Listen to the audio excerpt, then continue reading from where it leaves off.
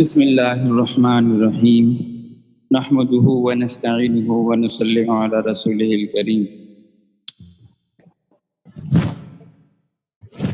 عزیزان محترم،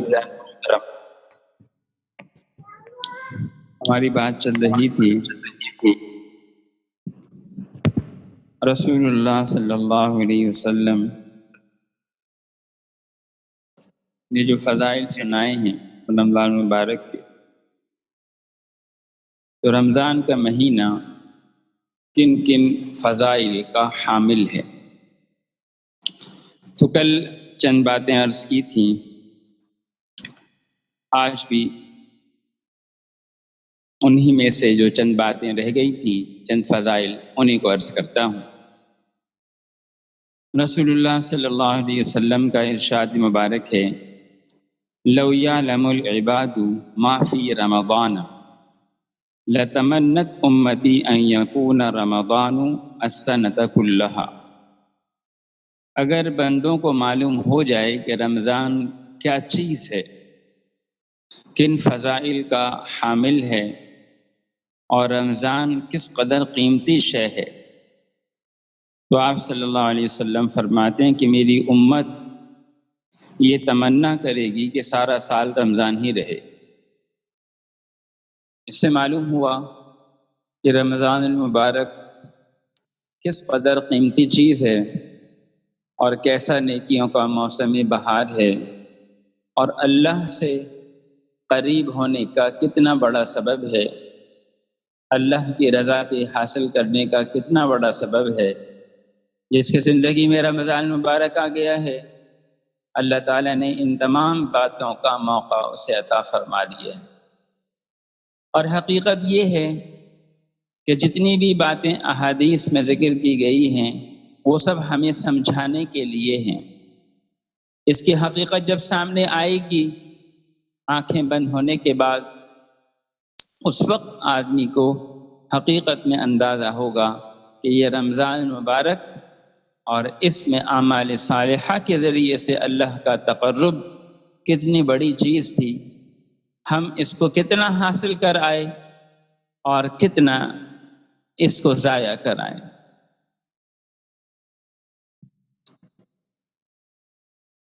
اسی طرح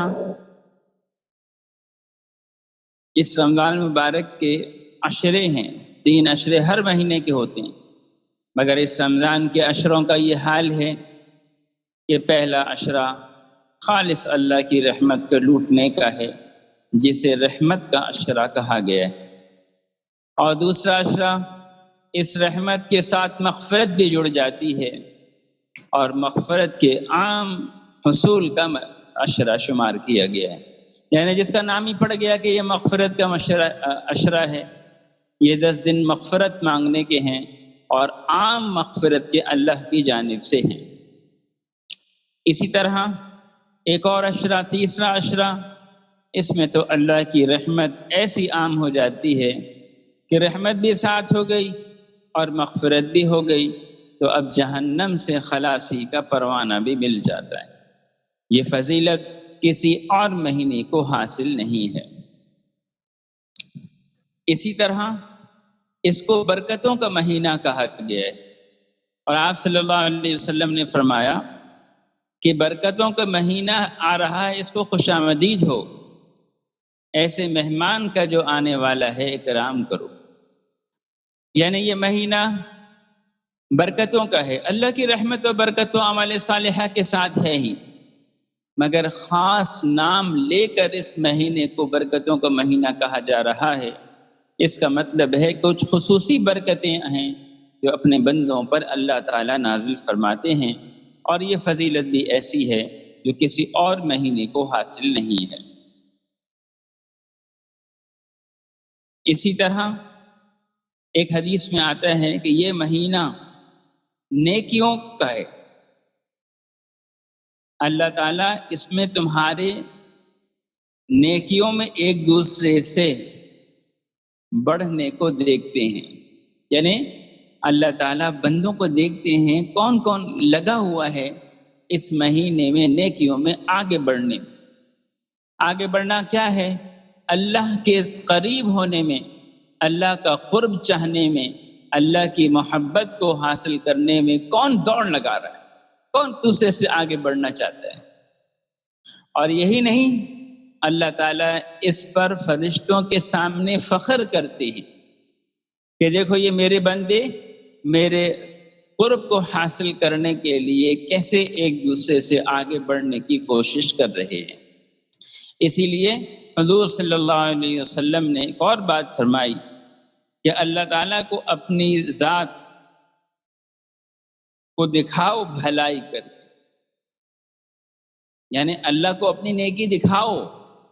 اللہ تعالیٰ جب تمہارے اس تنافس کو، نیکیوں میں آگے بڑھنے کو دیکھتے ہیں تو اس میں نیکی کر کے اللہ کو دکھاؤ۔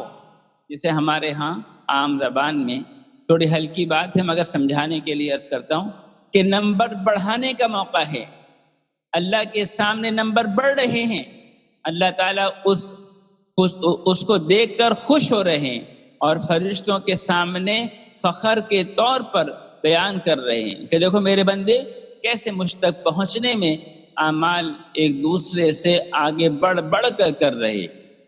تو آپ علیہ السلام نے اپنی امت کو فرمایا کہ یہ نیکیوں کے دکھانے کا موقع ہے، اللہ کو اس مہینے میں اپنی نیکیاں دکھاؤ۔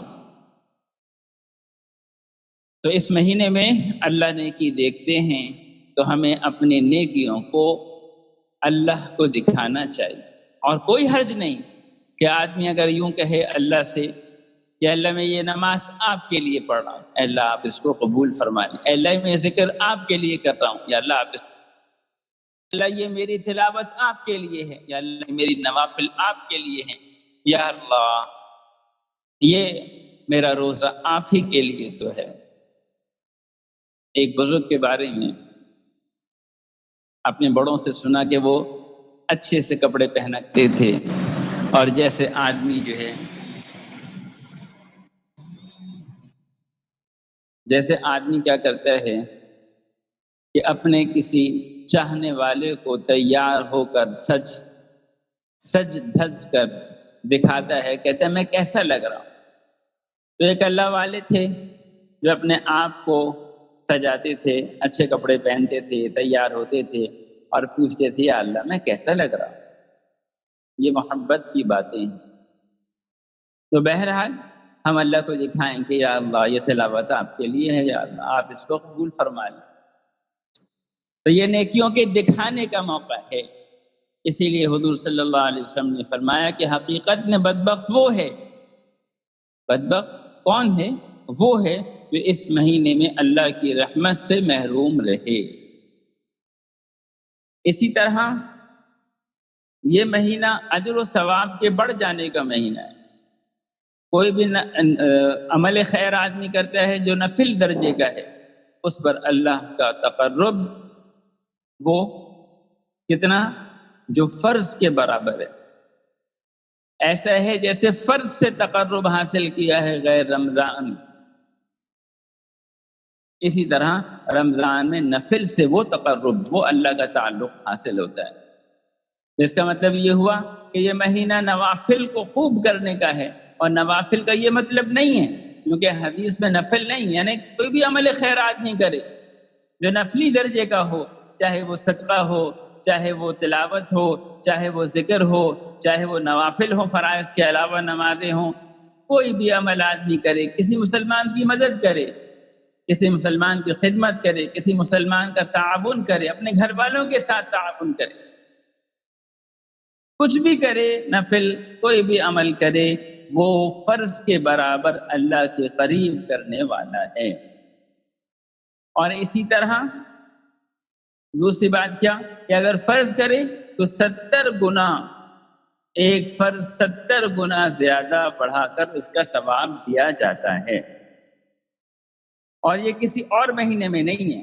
ایک حدیث میں آتا ہے کہ اللہ تعالیٰ ابن آدم کے ہر عمل پر 700 گنا، یعنی 10 سے لے کر 700 گنا تک بڑھا کر ثواب عطا فرماتے ہیں، لیکن روزے کے بارے میں اللہ تعالیٰ فرماتے ہیں کہ وہ میرے لیے ہے، اس کا بدلہ میں دوں گا۔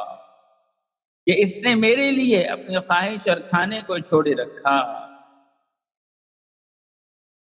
یعنی روزہ ایسا ہے کہ جس کا ثواب کتنا بڑھتا ہے یہ اللہ نے کسی کو بتایا نہیں ہے. ہر عمل کا ثواب آدمی کے نیت کے بقدر بڑھ جاتا ہے، 10 سے لے کر 700 گنا تک بڑھتا ہے، مگر روزے کا ثواب کتنا بڑھتا ہے یہ اللہ نے نہیں بتایا. اس کا ثواب میرا اور میرے بندے کا معاملہ ہے. اور آگے وجہ بھی بیان فرمائی کہ روزہ اس نے میرے لیے رکھا ہے، اپنے خواہش کو، اپنے کھانے پینے کو میرے لیے چھوڑا ہے. اس لیے بعض علماء نے لکھا ہے اس کی وجہ یہ ہے کہ روزہ بندے اور اللہ کے درمیان ایک راز ہوتا ہے. کسی کو معلوم نہیں ہے کہ یہ آدمی روزے سے ہے. نماز پڑھ رہا ہے تو معلوم ہوتا ہے، تلاوت کر رہا ہے تو معلوم ہوتا ہے، ذکر کر رہا ہے تو معلوم ہوتا ہے، ان عبادتوں میں تو معلوم ہوتا ہے کہ یہ آدمی اس کسی عبادت میں مشغول ہے، مگر روزہ تو معلوم ہی نہیں ہوتا. یہ تو اللہ اور بندے کا راز ہے. تو اللہ تعالیٰ اس راز کا بدلہ بھی خود ہی دیں گے، کسی کو بتایا نہیں ہے. اب 7,000 گنا ہو، 7 لاکھ گنا ہو، 7 ارب گنا ہو، یہ اللہ اور اللہ کے بندے کا معاملہ ہے. اسی طرح یہ مہینہ دعاؤں کا مہینہ، اس میں دعائیں قبول ہوتی ہیں. وہ فرشتے جو عرش کے ستونوں کو تھامے ہوئے، ان کے ذمے اب اس مہینے، سارے مہینے کیا خدمت ہے کہ بھائی یہ خدمت چھوڑو، امت محمدیہ کے روزے داروں کی دعاؤں پر آمین کہو. گویا اس مہینے میں جو روزے دار دعا کرتے ہیں اس پر ان کی اس دعا پر فرشتے آمین کہتے ہیں. تو یہ قبولیت کے زیادہ قریب ہے. تو اس مہینے میں اپنے آپ کو خوب دعاؤں میں لگانا چاہیے اور دعا کے ذریعے سے اللہ کا تقرب حاصل کرنا چاہیے. دنیا کی خیریں بھی ساری مانگنی چاہیے اور آخرت کی ساری بھلائیاں بھی اللہ ہی سے مانگنی چاہیے. اس مہینے میں تو ہمیں عادت ہو جائے کہ ہم دعا والے بن جائیں، اپنی ضرورتوں کو دعا کے ذریعے سے پورا کرانا، عبادتوں کے بعد اس دعا کو بھی عبادت سمجھ کے مشغول ہونا. دعا میں ہم مشغول کیوں نہیں ہوتے؟ اس لیے کہ ہم سمجھتے ہیں کہ بھئی دعا جو ہے وہ تو عبادت کے بعد ایک اضافی چیز ہے. حالانکہ فرمایا الدعاء هو العبادہ، الدعاء مخ العبادہ. ارے دعا خود عبادت ہے، دعا کرنا اللہ کا حکم ہے. ادعونی استجب لکم، مجھے پکارو میں تمہاری دعا کو قبول کروں گا، تمہاری پکار پر جواب دوں گا. یہ اللہ کا حکم ہے اور اللہ کا حکم پورا کرنا یہ عبادت ہے. تو اس مہینے میں دعائیں مانگنی چاہیے. حدیث میں آتا ہے کہ روزے دار کی دعا جو افطار کے وقت خاص طور پہ کی جاتی ہے اس کی دعا رد نہیں کی جاتی. تو یہ مہینہ دعاؤں کا مہینہ ہے. تو یہ وہ چند اعمال تھے کہ جن اعمال کو اللہ تعالیٰ نے اور جن فضائل کے ساتھ اس رمضان کو اللہ تعالیٰ نے خاص کیا ہے. یہ رمضان ایسا مبارک مہینہ ہے کہ جس کے یہ فضائل ہیں، اور اب یہ ہمارے سامنے ہے. 27 تاریخ آج ہو چکی ہے، 2 یا 3 دن باقی ہیں. یہ مہمان آنے والا ہے، ہمیں اس مہمان کا استقبال کرنا چاہیے. اس کے استقبال سے پہلے اگر ہم ان فضائل کو تھوڑا تھوڑا استحضار کر لیا کریں کہ یہ مہینہ ان فضائل کا حامل ہے اور ہمیں ان فضائل کو اس مہینے میں پوری طرح سے حاصل کرنا ہے. اس کے لیے یہ فضائل جو ہیں ہم اپنے دہرائیں. فضائل اعمال کی تعلیم میں جو فضائل قرآن ہیں اس سے اگر ہم نیت کر لیں کہ ہم تھوڑا سا تعلیم کر لیا کریں گے تو شوق و جذبہ بنے گا، انشاءاللہ ترقی ہوگی اور فائدہ ہوگا. اب یہ رمضان مبارک جس کے ایسے فضائل ہیں، اس کا استقبال کیسے کرنا چاہیے اور ہمیں اس کے استقبال میں کیا کرنا چاہیے، انشاءاللہ اس کے بارے میں کل عرض کروں گا. اللہ تعالیٰ انشاءاللہ ثم انشاءاللہ اللہ تعالیٰ ہم سب کو عمل کی توفیق عطا فرمائے. الحمدللہ رب العالمین والصلاۃ والسلام علی رسول محمد وآلہ وصحبہ اجمعین. یا اللہ محض اپنے فضل و کرم سے اس آنے والے مبارک مہینے کے جو فضائل ہیں ہمیں اس کا استحضار کر کے اور اس کی عبادت میں مشغول ہونے کی توفیق عطا فرما دی. یا اللہ یہ رمضان کا مبارک مہینہ بڑا قیمتی مہینہ ہے. یا اللہ اس کا ہر لمحہ بڑا قیمتی ہے، ہمیں ان لمحات کو ضائع کرنے سے بچا لیں. اے اللہ ہمارے لیے خیروں کو مقدر فرما دیجیے، عافیت سہولت یسر کو مقدر فرما دیجیے. رمضان میں ہمیں سلامتی کے ساتھ داخل فرمائیے اور رمضان کو ہماری سلامتی کا سبب بنائیے. صحت و عافیت کے ساتھ تمام اعمال کے اہتمام کے ساتھ اس رمضان مبارک کو گزارنے کی توفیق عطا فرمائیے۔ جو ذرہ خیر وجود میں آ جائے یا اللہ اس کو اپنے ہاں قبولیت نصیب فرما دیجیے۔ اے اللہ محض اپنے فضل و کرم سے ہمیں عافیت دنیا اور آخرت میں نصیب فرمائیے۔ دنیا بھی بھلی بنا دیجیے، آخرت بھی بھلی بنا دیجیے۔ اے اللہ محض اپنے فضل و کرم سے ساری دنیا کو اس وبا سے محفوظ فرمائیے۔ اے اللہ ہم سب کو، ہمارے بیوی بچوں کو، رشتہ داروں کو، بہن بھائیوں کو، پاس پڑوس کے لوگوں کو، سب کو، سارے مسلمانوں کو اور سارے کے سارے انسانوں کو اس وبا سے محفوظ فرمائیے۔ یا اللہ اپنی رحمت سے اس خوف کو ختم فرمائیے۔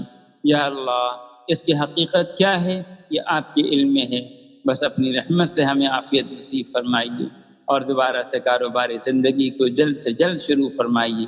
یا اللہ جو لوگ پریشان ہو گئے، یا اللہ جن کی نوکریاں ختم ہو گئیں، یا اللہ بہت پریشان ہیں لوگ، اپنی قدرت سے عافیت سہولت کسر کا معاملہ فرمائیے، ان کی نوکریوں پر ان کو بحال فرمائیے۔ یا اللہ بڑی عافیت کو مقدر فرمائیے، بڑی سہولت کا معاملہ فرمائیے، امت کے حال پر رحم فرمائیے، درگزر کا معاملہ فرمائیے، ہمیں توبہ کی توفیق عطا فرمائیے، ہماری توبہ کو اپنے ہاں قبول فرمائیے۔